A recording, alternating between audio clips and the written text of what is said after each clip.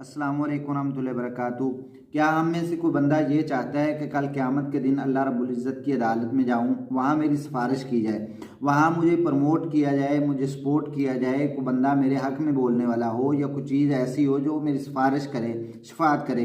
तो आइए नबी मोहतरम सल्लल्लाहु अलैहि वसल्लम का बयान सुनते हैं। अल्लाह के पैगम्बर सल्लल्लाहु अलैहि वसल्लम ने बयान फरमाया, इक़राउज़ ज़हरावैनी अल बकरा व आल इमरान, दो नूरों को तिलावत करते रहा करो, पढ़ते रहा करो। अल बकरा सूरत बकरा और आल इमरान को।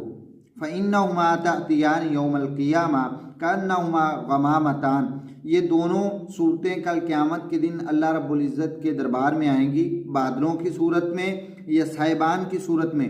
तो आके जो हाजहुमा, ये दोनों झगड़ा करेंगी अन साहिबिही, अपने पढ़ने वाले के लिए। तो हमें भी इनको पढ़ना चाहिए, कल हमारे हक़ में भी सिफारिश करेंगी। अस्सलामु अलैकुम।